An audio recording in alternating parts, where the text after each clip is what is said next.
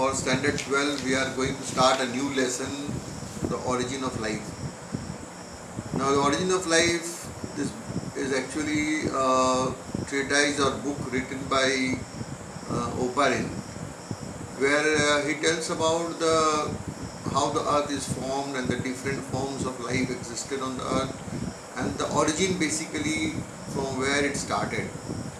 Now in this particular chapter usually we study about the cosmos, that how our solar system had formed and how the different planets existed, or how the different planets were formed, like Earth was formed and other planets, stars, these were formed. So usually there is a theory called the Big Bang theory. It talks about a single big explosion which caused the formation of the different galaxies. And there are millions of this type of galaxies were formed, and among them, the Milky Way is one of the galaxies, where we have several stars and planets and their satellites. And as you know that all the stars that are visible with the naked eye are those stars which belong to our galaxy Milky Way.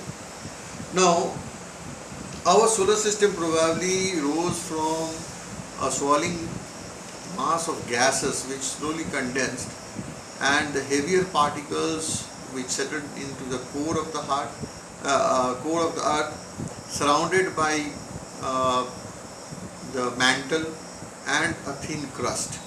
Now heavy metals like nickel, iron, copper, they went deep inside.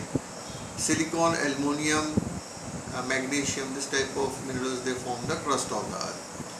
Now that is slowly, after about 750 million years ago, the earth slowly cooled down, and when the cooling took place in most of these planets, earth is the only planet which sustains life till date and till it is known.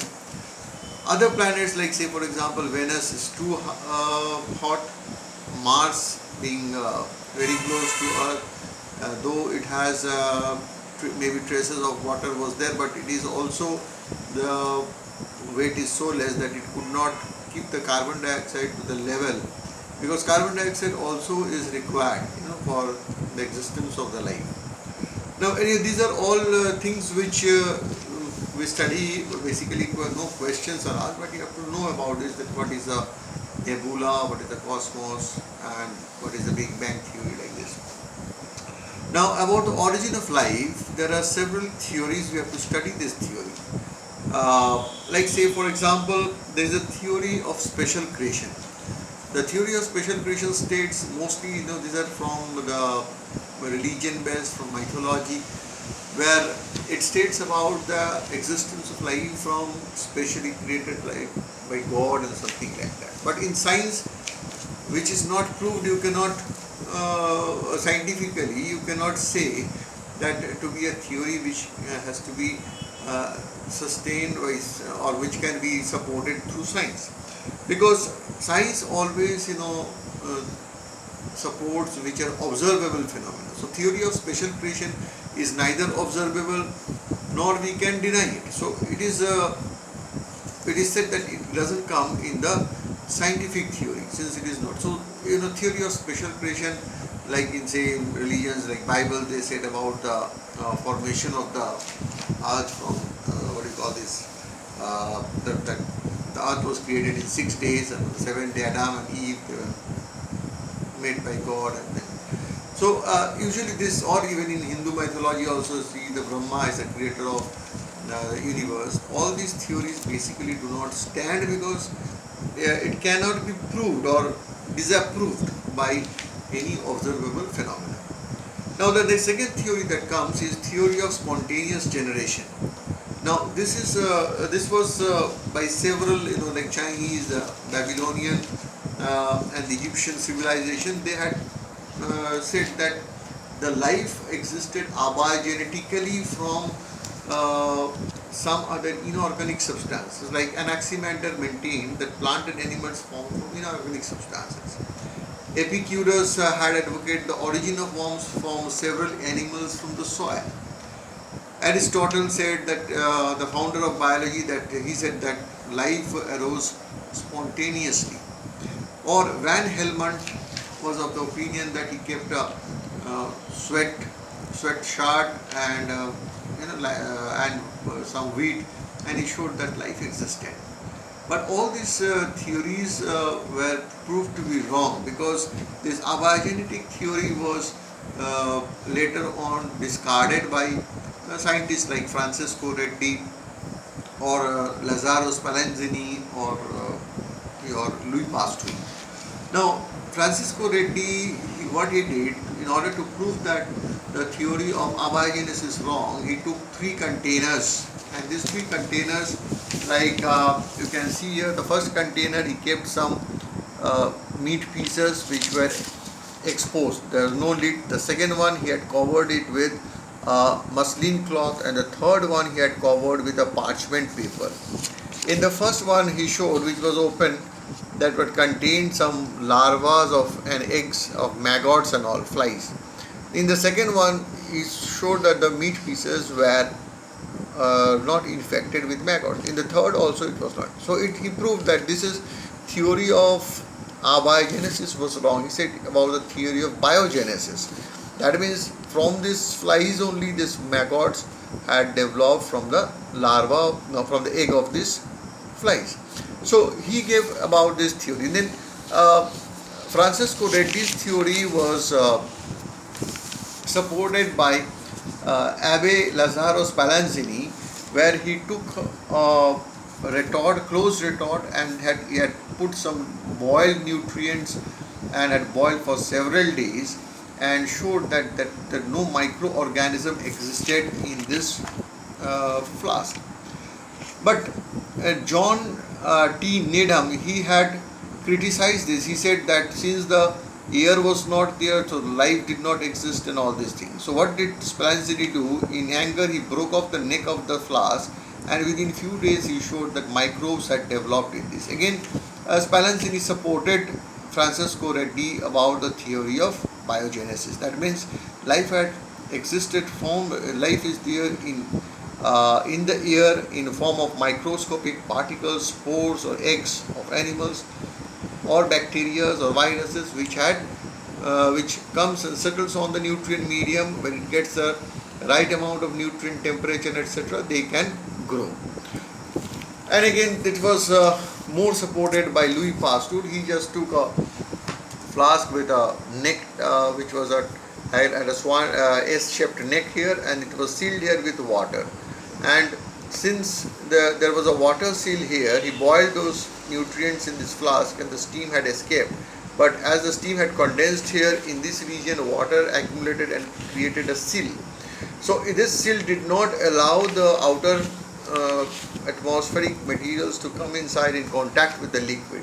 So he showed that no microbes were there. But when he broke that seal, the neck of the flask, he showed microscopes originated there. So all these theories, they tell us about the theory of biogenesis, and the propounder of this theory is Francesco Redi, and followed by Spallanzani and Louis Pasteur. So you have to know about this. Short notes, short questions come on this particular topic. Now there is a theory called biochemical origin of life. This was given by Oparin and Haldane. Oparin is a Russian scientist, and he was supported by Haldane, who was an English scientist, Alexander I. Oparin and J.B.S. Haldane. And this theory of origin of life is also known as abiogenic theory. Why abiogenic theory? Because this theory is based mainly on the existence or creation of life from your non-living substances or inorganic molecules. So they had divided this whole the formation of the earth and the existence of life into 8 steps. The first step, they said, of the origin of the earth and the primitive atmosphere. They said that in this primitive atmosphere there were most of the gases that were formed in hydrogen, helium, all these gases were there. Then iron, nickel, copper, they form the core of the earth, and silicon, potassium, sodium, aluminum, magnesium, which are relatively lighter metals, which form the outer surface. So the earth, they said, was made up of this type of gases, and the atmosphere had contained hydrogen, argon, carbon, oxygen, this type of gases which had covered the primitive earth. Now this was about 5 to 6 billion years ago. The second step, this time the temperature of the earth was very high, about 5000 to 6000 degrees centigrade. So all this inorganic material, they reacted among themselves to form the molecules, the simple inorganic compounds. Now what are those inorganic compounds? Like ammonia was formed, or say for example water was formed, methane was formed, and several minerals were formed. And the hot boiling seawater had dissolved this material. This is the second step, and all these materials were dissolved, and this primordial earth about 3600 million years ago was strikingly different from those which occur today. Now the third step said the origin of the organic material from this. Now the earth temperature cooled down to about 1000 degrees centigrade, and the reactions further continued and formed various types of organic compounds like lipids, like fats, like keto acids, the hydroxy derivatives, molecules of sugar, glycerol, fatty acids. All these were formed. Even with the nitrogenous bases were formed, which is amines and all. And then these formed the different structures, the basic structures of like the adenine, cytosine, guanine, amino acids, etc. All these were formed. And then they coalesce together even to form larger molecules of polysaccharides, fats, proteins, nucleosides and nucleotides. Now this formed the basis of the protoplasm, because all these things basically are found in the protoplasm. Protoplasm is a type of colloid which contains nucleic acid, fatty acids, mineral, water, all this, and sugars, which is bound by a cell membrane. Now, the synthesis of carbohydrates and fats and amino acids and complex molecule, Haldane had described this, that the whole seawater became a hot boiling soup or hot dilute soup of materials, all this seawater. Now, usually this was later on proved, all this theory was proved by a scientist called Urey and Miller much later, to prove scientifically that these are true. But the fourth step, which they said is the origin of the colloids and the origin of the coservates or the prebiotic structures. All these materials like nucleosides, nucleotides, fatty acids, oligosaccharides, they are bound by cell membrane like structures which are made up of cephalins and lecithin, and they form the anaerobic heterotrophs, the first anaerobic heterotrophs. Usually it was called the coservates, which were the precursor of these different types of heterotrophs which had grown. And here these coservates are said to be the precursor of these prebiotic structures. Means the present you can see the bacteria and all, they are the precursor of that. The fifth step, origin of the autocatalytic systems and the genes and the viruses and the primordial life form. The viruses were formed and they had the genetic material, but they could not replicate. They had taken the reason for some other existence of for reproduction in some other organism. So in this we will till the fifth step we'll study today. In the next class we are going to study about the 6th, 7th and 8th steps of the O'Brien-Haldane theory and the experiments of the Urey-Miller experiments to prove as a proof of the origin of life.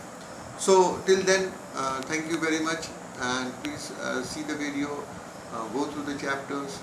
Questions comes like this about describe the Urey-Miller experiment, or what is the origin of life, or describe the O'Brien-Haldane theory, or short questions on theory of abiogenesis, theory of biogenesis, what is cosmogeny, what is chemogeny, short questions like this. Thank you very much, and please take care. Thank you.